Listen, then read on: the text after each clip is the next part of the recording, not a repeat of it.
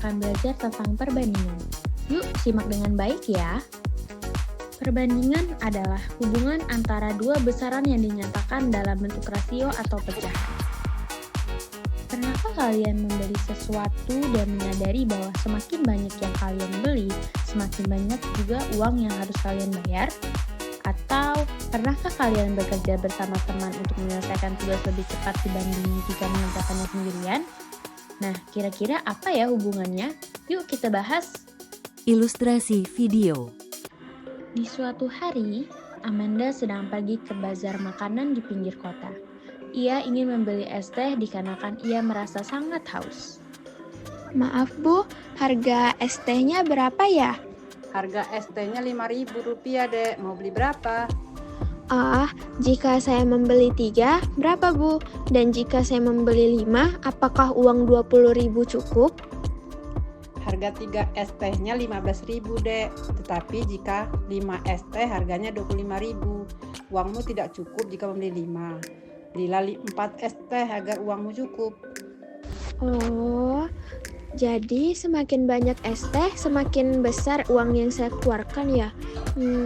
Kalau begitu saya beli 4 ya Bu. Kemudian, setelah membeli es teh, Amanda bertemu Adi di bazar dengan membawa bahan kerajinan. Hai Amanda, aku lagi mau ngerjain tugas kerajinan dari Bu Rini. Bikin miniatur dari stik es krim. Tugasnya lumayan banyak, tapi aku udah ajak Raka dan Sarah buat bantu. Kalau aku kerjain sendiri, mungkin butuh 4 jam. Tapi dengan bertiga, kami perkiraan bisa selesai dalam sekitar 1 jam 20 menit. Nah, kalau kamu ikut bantu, mungkin cuman butuh 1 jam. Gimana? Mau gabung? Wah, boleh Adi. Menarik juga. Jadi semakin banyak yang ngerjain, makin cepat selesai ya? Tugasnya sih tetap sama, tapi waktu pengerjaannya jadi lebih sedikit karena dibagi-bagi. Nah, dari ilustrasi tersebut, apa hal yang bisa kalian ambil? Oke, jadi dari ilustrasi tersebut didapatkan bahwa dalam kehidupan sehari-hari kita sering menjumpai dua jenis perbandingan, yaitu perbandingan senilai dan perbandingan berbalik nilai. Perbandingan senilai terjadi ketika dua besaran meningkat atau menurun secara bersamaan. Misalnya saat Amanda membeli es teh, semakin banyak gelas yang dibeli, semakin besar pula total harga yang harus dibayar. Artinya, jumlah gelas dan total harga bertambah secara sebanding. Nah, sebaliknya, perbandingan berbalik nilai terjadi ketika satu besaran bertambah, sementara besaran lainnya justru berkurang. Seperti saat Adi mengerjakan tugas kerajinan bersama teman-temannya. Semakin banyak orang yang membantu, semakin sedikit waktu yang dibutuhkan untuk menyelesaikan pekerjaan. Kedua jenis perbandingan ini membantu kita memahami hubungan antara besaran dalam berbagai situasi nyata. Contoh soal. Contoh soal yang pertama. Amanda dan ibunya sedang berada di bagian buah-buahan di minimarket. Amanda melihat dua jenis jeruk dengan harga berbeda. Jeruk jenis A dijual dengan harga Rp30.000 untuk 6 buah. Jeruk jenis B dijual dengan harga Rp24.000 untuk 4 buah. Nah, pertanyaannya, kita tentukan harga per buah dari masing-masing jenis jeruk dan jenis jeruk manakah yang lebih murah per buahnya. Nah, dari soal tersebut, kita bisa menggunakan konsep dari perbandingan senilai. Dikarenakan, semakin banyak jeruk, semakin besar pula harga jeruk. Nah, kita cari harga satuan masing-masing jeruk. Nah, untuk jenis jeruk A, 6 buah jeruk sama dengan Rp30.000, sehingga harga berbuahnya menjadi Rp5.000. Kemudian, untuk jeruk jenis B, untuk 4 buah jeruk sama dengan Rp24.000, sehingga harga per buahnya Rp24.000 dibagi 4 menjadi Rp6.000. Ternyata, jeruk pertama lebih murah karena harganya hanya Rp5.000 per buah, sedangkan jeruk kedua yaitu Rp6.000 per buah. Nah, ini merupakan contoh perbandingan senilai dengan satuan yang sama, yaitu rupiah per buah. Apa itu perbandingan senilai dengan satuan yang sama? Yaitu perbandingan dua hal yang dibandingkan menggunakan satuan yang sudah sejenis atau setara, sehingga bisa langsung dibandingkan. Dalam soal jeruk, baik jeruk A maupun jeruk B dihitung harga per buah, sehingga kita bisa langsung melihat mana yang lebih murah karena satuannya sama. Nah, bagaimana dengan perbandingan senilai dengan satuan yang berbeda? Nah, perbandingan senilai dengan satuan yang berbeda terjadi ketika dua hal dibandingkan, tetapi satuannya belum sama, sehingga harus disamakan terlebih dahulu.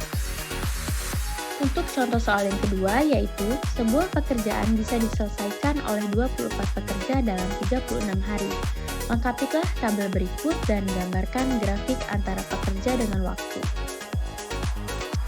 Nah, sesuai dengan konsep perbandingan berbalik nilai, didapatkan jika jumlah pekerja bertambah, waktu yang dibutuhkan untuk menyelesaikan pekerjaan akan berkurang dan sebaliknya. Artinya, pekerja dikalikan dengan waktu itu hasilnya konstan. Bisa kita simpulkan dengan P dikalikan W.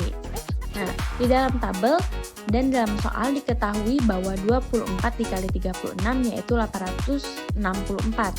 Nah, sehingga kita bisa mencari tabel untuk melengkapi tabelnya. Nah, dengan memanfaatkan 24 dikali 36 sama dengan 864, kita cari.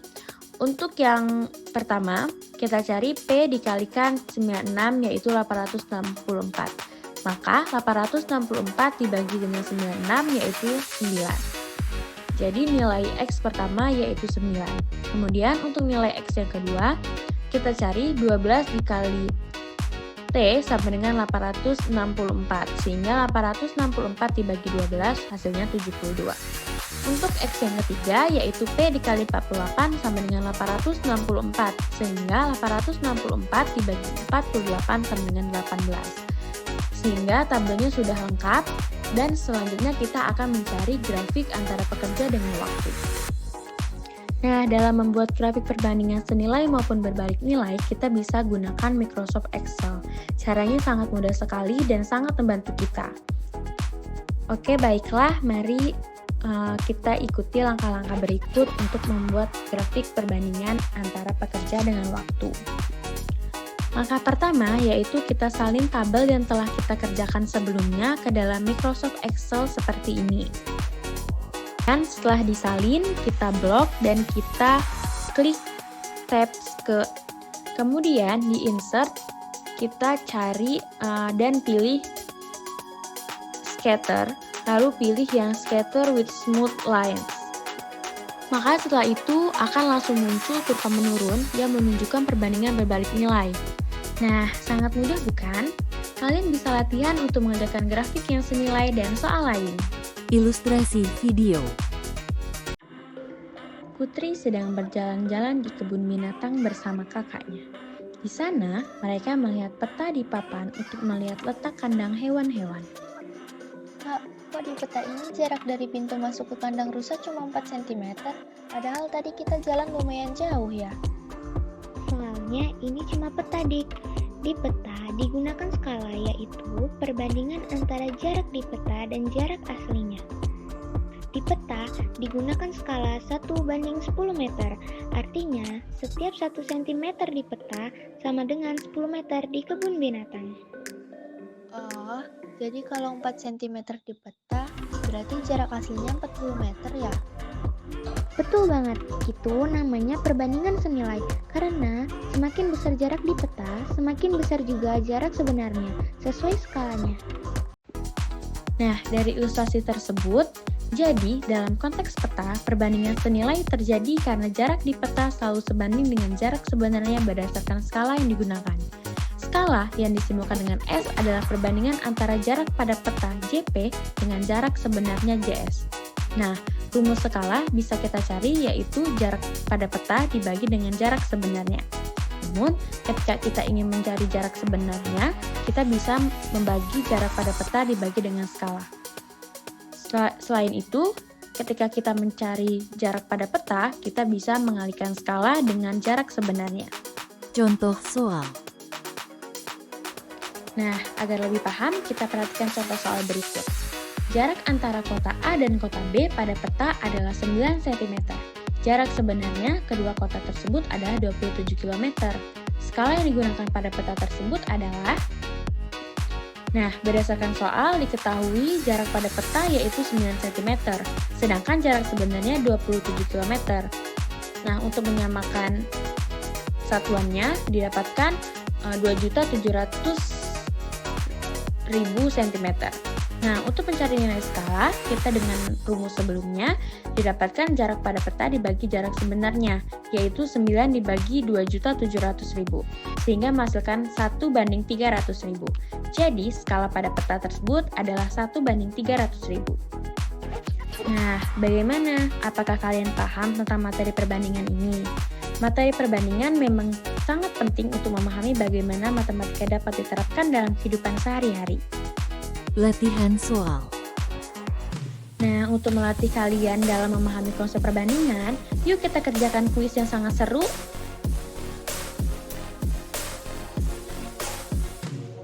Bagaimana kuisnya? Seru bukan? Dapat menambah pengetahuan kalian. Pepatah yang mengatakan, carilah ilmu sampai ke negeri Cina, mengajarkan kita untuk terus belajar dari berbagai sumber dan tidak menghentikan pencarian ilmu.